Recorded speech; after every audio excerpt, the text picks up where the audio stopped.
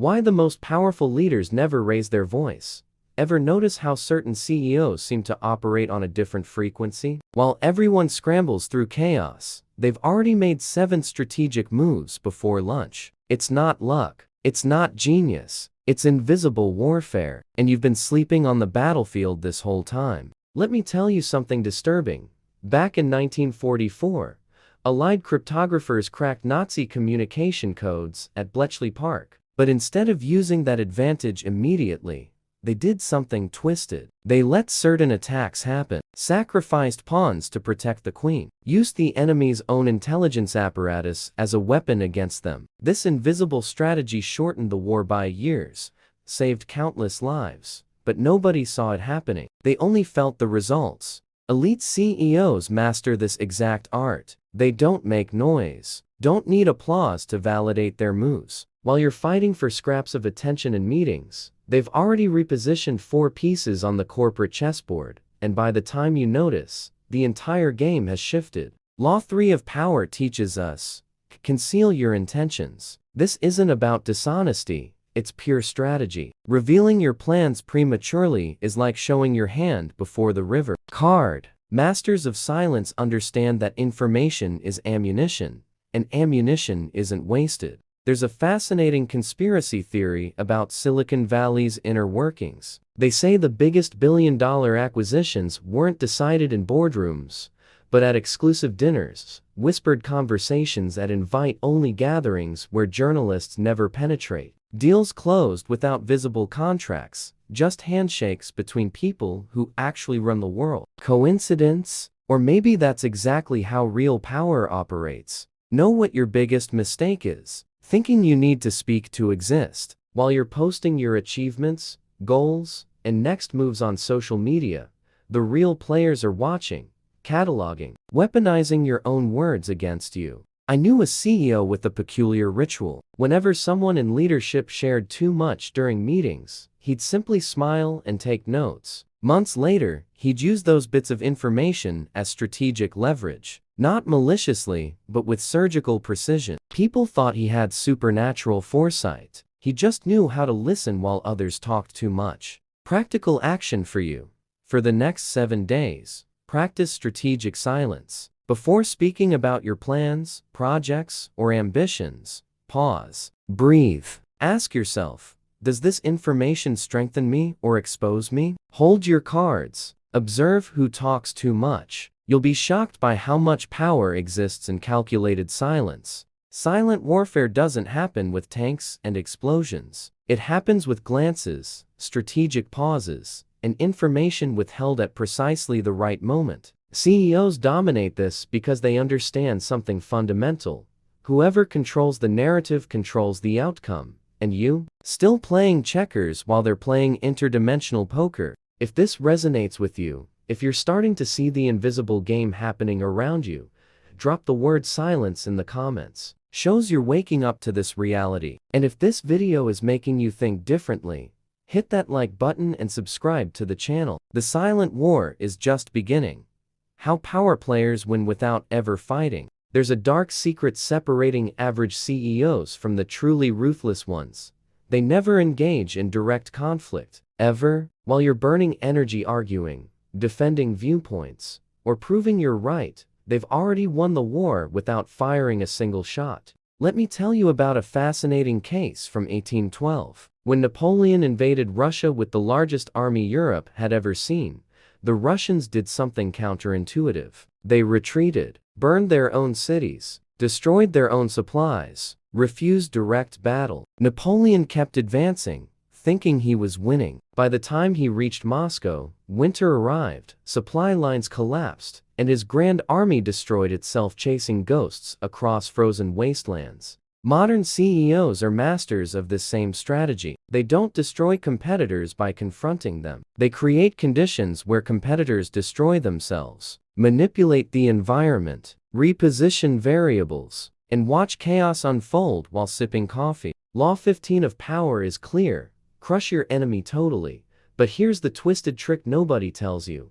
You don't need to lift a finger to crush someone. You just need to engineer the scenario where they raise their hand against themselves. There's a delicious corporate conspiracy theory floating around. Some say the biggest collapses of rival companies weren't market coincidences. They were elaborate social engineering, rumors planted strategically, investors accidentally receiving discouraging information. Nothing illegal, nothing traceable, just wind blowing in the right direction, pushing boats toward the reefs. You know what's funny? People think power is about confrontation. They shout louder, pound tables, make threats. That's not power. That's desperation. Wearing makeup. Real power is silent, indirect, lethal. I met a CEO with a disturbing method. When someone became an internal threat, he wouldn't fire them or confront them. He'd simply reorganize responsibilities, transfer projects, alter structures. Within 6 months, the person would resign, citing personal reasons. Nobody saw his hands, but everyone felt his touch. The Stoics were right about something crucial. True control isn't about dominating others.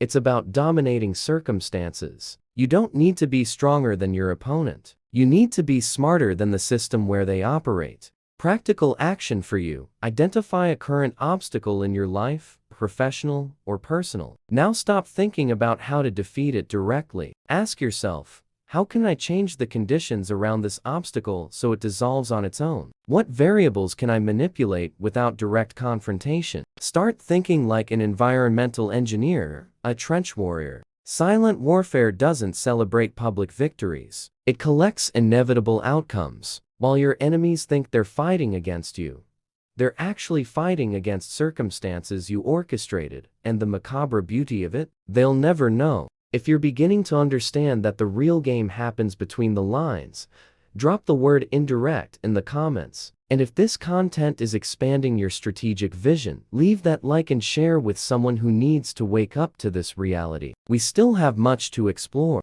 Why CEOs smile when everything falls apart. While everyone panics when the storm hits, elite CEOs do something disturbing. They smile. Not because they're psychopaths, but because they understand a dark truth most will never accept. Chaos isn't the enemy. Chaos is opportunity. Wearing a crisis costume. In 1906, San Francisco was devastated by an earthquake and subsequent fires. 1,800 people died. 80% of the city destroyed. Total disaster, right? Wrong. A banker named Amadeo Giannini saw something different in the rubble. While everyone mourned losses, he set up a desk on the waterfront with a plank and 2 barrels, lending money to rebuild. That move founded what became Bank of America. He built an empire on catastrophe. Power masters do exactly this. While you're frozen by uncertainty, paralyzed by fear, they've already identified 12 opportunities hidden within chaos. They don't wait for storms to pass. They navigate storms while everyone else hides in basements. Law 17 of power teaches you, cultivate an air of unpredictability. But there's a deeper level to this. It's not just about you being unpredictable. It's about you thriving in the unpredictability that terrorizes others. It's about having an almost intimate relationship with chaos. Here's a conspiracy theory that'll mess with your head. Some of the biggest economic crashes weren't accidents. They were stress tests of the system. And while millions lost everything, a select group bought devalued assets for pennies. When the dust settled, those same assets were worth fortunes. Coincidence? Or silent orchestration? Most people's problem is they want stability, security, predictability. But real power is born precisely where these things don't exist. In the vacuum, in uncertainty, in moments where nobody knows what to do, and whoever acts first conquers territories. I knew a CEO with a bizarre philosophy. She intentionally created crises within her own company. Not destructive crises, but controlled pressure situations. She'd observe who sank and who surfed. Those who surfed got promotions. Those who sank got training or transfers. She used artificial chaos as a talent sieve. The Stoics knew this millennia ago. Adversity doesn't reveal weakness. It reveals who you really are. When masks fall, and CEOs read these revelations better than psychologists. Practical action for you. Next time something goes wrong, when something unexpected explodes in your face, don't enter panic mode. Breathe deep and ask a different question. What door is this crisis opening? Train your brain to search for opportunities where everyone sees disasters. Might feel forced initially, but with practice, you'll develop this strategic reflex. Silent warfare doesn't fear chaos. It dances with it. While your competitors wait for waters to calm before acting, you've already crossed the river and conquered the opposite shore. Chaos is condensed power waiting to be molded. The question is, are your hands ready to mold it? If you're feeling this perspective shift happening inside you, drop the word chaos in the comments. Shows you're not afraid to embrace the storm. And if this video is transforming you into someone more strategic, leave that like and subscribe to the channel. The finale will connect everything in a way you're not expecting. What if you've been playing this game all along? Here's the dark twist. Nobody tells you, you're already in the silent war. Always have been. The difference is that until now, you've been a piece, not a player. And pieces don't choose where they move. They get moved. Let me show you something that'll mess with your mind. In 1944, General George Patton commanded a phantom army, the Ghost Army. Inflatable tanks, fake radio transmissions, fabricated troop movements. While the real invasion prepared elsewhere, the Nazis committed massive resources defending against an army that didn't exist. Patton wasn't just winning battles. He was rewriting reality itself. Whoever controls perception controls everything. Modern CEOs are masters of this same art. They don't just make decisions. They build ecosystems where their decisions seem inevitable, natural, even desirable. You think you're choosing, but you're choosing from a menu they wrote. Law 27 of power reveals, play on people's need to believe to create a cult-like following. But here's the obscure secret. This doesn't just apply to cults or movements. It applies to brands, companies, careers. People don't follow products. They follow narratives that make them feel part of something bigger. There's a fascinating conspiracy theory about how certain CEOs emerged from nowhere to dominate entire industries. They say it wasn't pure talent. It was access to invisible networks, discrete societies where privileged information circulates like currency. Nothing illegal, just inaccessible to those outside the inner circle. And that circle decides who enters and who never knows it exists. But here's the liberating twist. You don't need to be in that circle to play the game. You just need to understand the rules. And the rules are simple. Control your narrative. Master strategic silence. Transform chaos into leverage. Never fight directly when you can reorganize the board. Practical action for you. Choose an area of your life where you feel powerless.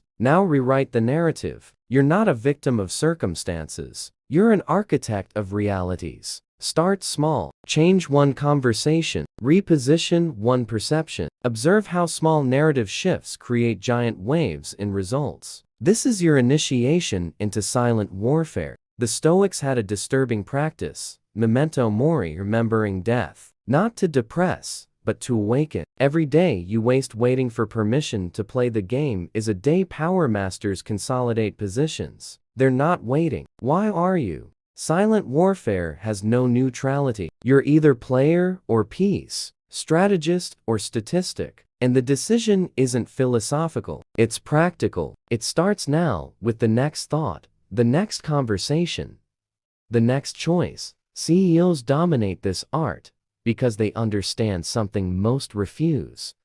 Power isn't given. It's taken silently, strategically, inevitably. While everyone asks permission, they rewrite the rules. And you? Will you keep asking permission to exist? Or will you start building the board where you want to play? If you made it this far and feel something shifted inside you, drop the word player in the comments. Shows you're ready to leave the sidelines. Leave that like, subscribe to the channel, and share this video with someone who needs to wake up to the silent war. Because now you know, the game never stops, and the masters never sleep.